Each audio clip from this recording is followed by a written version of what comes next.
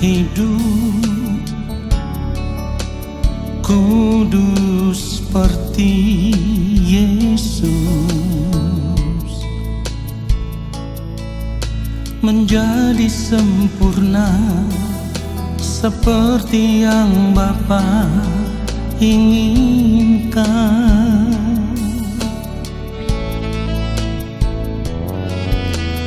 Ku mau selalu berkenan padamu,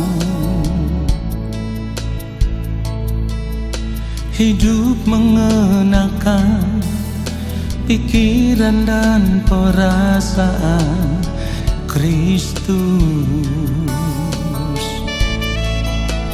dalam perkataan, dalam perbuatan. Ku mau Kristus nyata di dalamku, yang ku ingini hanya kerajaan-Mu, ya Allahku. Keindahan dunia, kesenangan dunia, tak ku ingini lagi semua itu, sebab kemuliaan yang Bapa sediakan, itulah yang sempurna.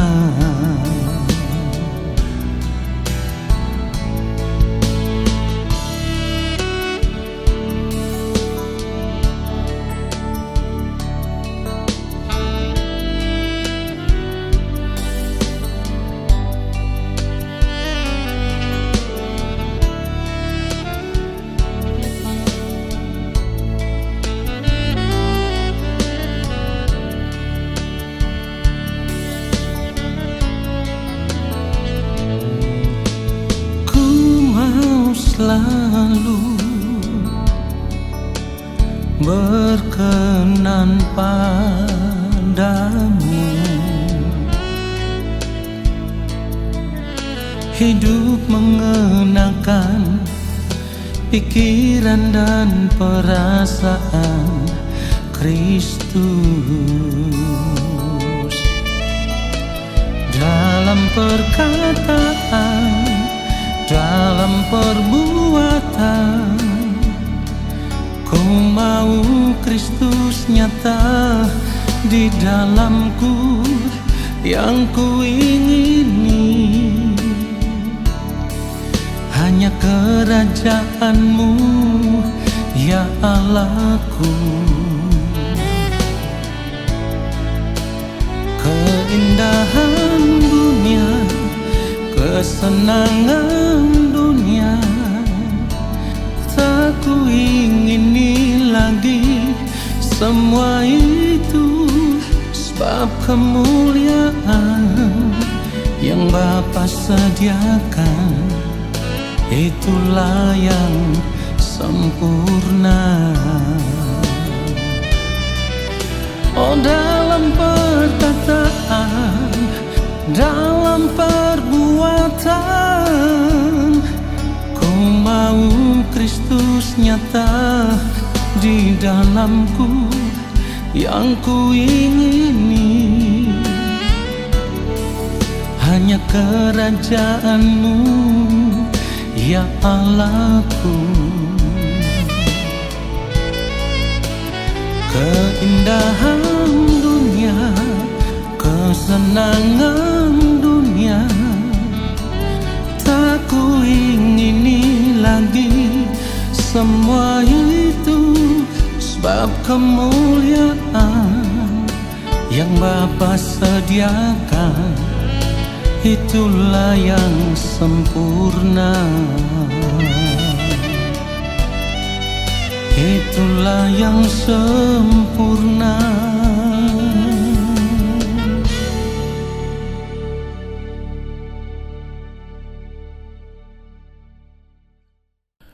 Mari kita siapkan hati kita, saudaraku.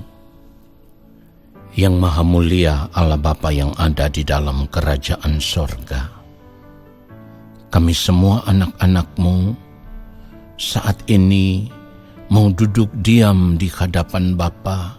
Kami ada di hadirat-Mu Tuhan. Kami mau menanti-nantikan Bapa berbicara bagi kami. Yang mulia, hamba hanyalah alat. Hamba tidak dapat berbuat apa-apa jika Bapa tidak mengurapi hamba. Jika Bapa tidak menaruh perkataan kebenaran itu di dalam lidah bibir mulut hamba. Urapilah hamba-Mu, supaya hamba dapat menyampaikan akan kebenaran firman-Mu sesuai dengan apa yang Bapa kehendaki. Kebenaran yang benar-benar berasal dari hati Bapa, dari pikiran dan perasaan Bapa. Kuduskan kami semua di dalam kebenaran-Mu ya Tuhan, sebab firman-Mu adalah kebenaran. Maafkan ketidaktepatan hidup kami ya Tuhan. Ampuni dosa dan pelanggaran kami, supaya ketika kami mendengar kebenaran firman Tuhan ini, kami semua ada dalam kesucian kekudusan Allah. Roh Kudus Tuhan mengurapi kami, memberikan kami hikmat pengertian, supaya kami boleh mengerti akan kebenaran firman ini. Lalu kami mau hidup seturut firman-Mu. Kami mau tinggal di dalam firman-Mu dan firman-Mu tinggal di dalam kami. Di dalam nama Tuhan Yesus Kristus, kami sambut firman-Mu. Amin. Saudara yang dikasihi oleh Tuhan Yesus Kristus, kita akan melihat kebenaran firman Tuhan. Mazmur pasal 37, kita akan baca ayat 23 dan ayatnya yang ke-24. Mazmur 37 ayat 23 dan ayatnya yang ke-24. Tuhan menetapkan langkah-langkah orang yang hidupnya berkenan kepadanya. Ayat 24, apabila ia jatuh, tidaklah sampai tergeletak, sebab Tuhan menopang tangannya. Nah saudara, yang kita mau garis bawahi di sini adalah satu kalimat pendek yang terdiri dari dua kata, berkenan kepadanya. Saudara yang dikasihi oleh Tuhan Yesus Kristus, ketika kita hidup sebagai orang percaya dan kita tahu kita sudah dibenarkan, kita sudah ditebus di dalam Tuhan Yesus Kristus, kita sudah dipandang benar di hadapan Allah Bapa di sorga. Artinya, kita pun menjadi orang yang berkenan kepada Bapa di sorga.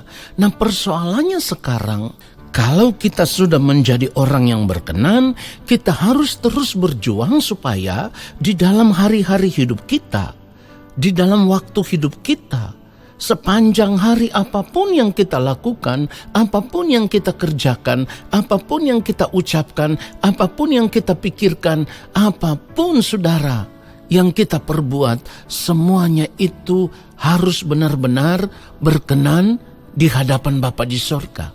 Ini artinya saudaraku, dalam kehidupan kita sepanjang hari, kita harus tetap berjuang untuk menjaga perkenanan hidup kita di hadapan Tuhan. Ketika kita sudah dibenarkan, ketika kita sudah ditebus, ketika kita sudah menjadi orang yang berkenan di hadapan Bapa karena penebusan itu. Ingat baik, ketika kita sudah menjadi orang yang berkenan di hadapan Bapa karena penebusan itu, maka kita harus berjuang untuk tetap berkenan. Saudaraku, kalau kita tidak mau berjuang untuk menjadi pribadi yang terus berkenan di hadapan Bapa, maka kehidupan kita akan menjadi kehidupan yang selalu meleset atau luncas atau tidak berada di jalur yang Allah Bapa di sorga kehendaki. Nah, kalau kita keluar dari cara hidup yang Tuhan kehendaki, maka kita tidak akan pernah bisa melihat penyertaan Tuhan di dalam langkah kehidupan kita. Firman Tuhan katakan apa tadi? Tuhan menetapkan langkah-langkah orang yang hidupnya berkenan kepadanya. Jadi kalau kita berjalan mengikuti keinginan diri kita sendiri, mengikuti hawa nafsu diri kita sendiri, mengikuti kehendak diri kita sendiri, kita tidak bisa melihat penyertaan Tuhan, rencana Tuhan di dalam kehidupan kita. Kita tidak bisa melihat, bahkan tidak bisa mengerti apa yang menjadi kehendak Allah yang harus kita lakukan di dalam kehidupan ini. Karena kita tidak hidup sesuai dengan rencana Allah. Padahal sebagai orang percaya kita harus belajar untuk mengerti apa yang baik, yang berkenan kepada Allah dan yang sempurna. Lalu kita hidup melakukan semua itu. Saudaraku, tentu di dalam perjalanan hidup ini, kita pasti ada salahnya. Kita pasti ada melesetnya. Kita pasti ada melencengnya atau luncasnya.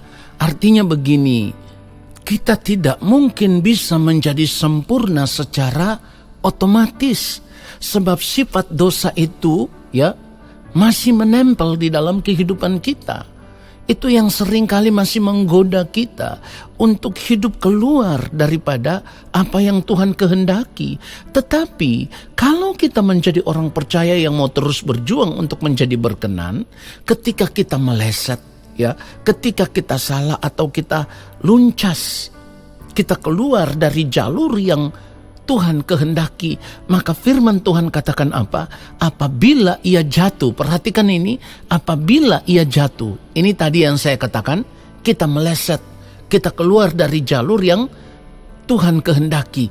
Apabila ia jatuh, tidaklah sampai tergeletak, sebab Tuhan menopang tangannya. Karena apa, saudaraku?